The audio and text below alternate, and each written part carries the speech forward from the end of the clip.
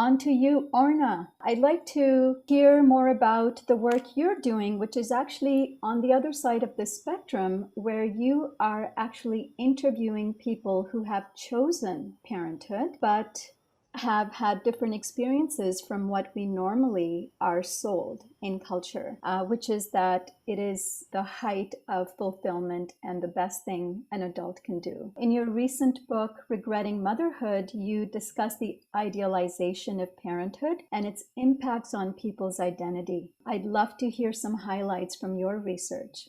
Thank you. First of all, for being here and among magnificent women. I'm really excited to be here, so thank you.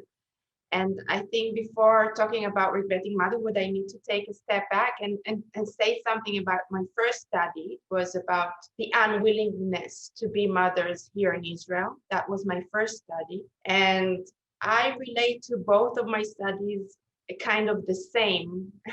Both of them are trying to introduce a different angle to look at this oppression and to try to decolonialize the imagination, because our imagination is being occupied by some kind of truth, but a partial truth and a lot of fraud, I think, when we are being told that all women, because we are considered to be females, want to be mothers, and all women, because we are considered to be female, enjoy being mothers and relating to motherhood as worthwhile. And I think there is a lack of diversity in the discourse regarding women's alternative identities, which we exist, but we are not talking about it. And what I wanted to talk in both my studies is about the notion of being nobody's mom. Sometimes you are nobody's mom because you are not giving birth to children. And sometimes you want to be nobody's mom, even though you are a mother, because in your inner world, you want to go back in time. You regret doing this decision and you want to go back and being nobody's mom. And I think my studies are trying to as I said before, to decolonialize the imagination, because if we can't imagine, if we can't talk about it, if there are no representation of other women's identities, then something in our social reality is getting lost.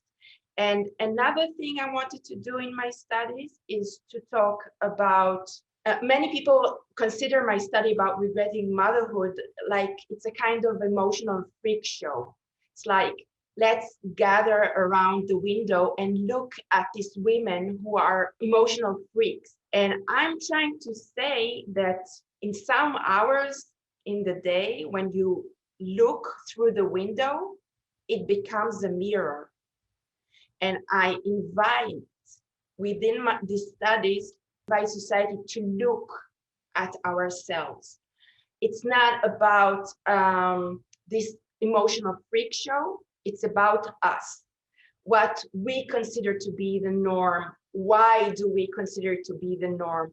Why we're not putting question marks about our notions. It's not, my study is not only about regretting motherhood, but it's about all of our notions about childbirth, pronatalism, and motherhood. And I guess later on I will talk about feeling rules, about the political usage of emotions, but I will stop here.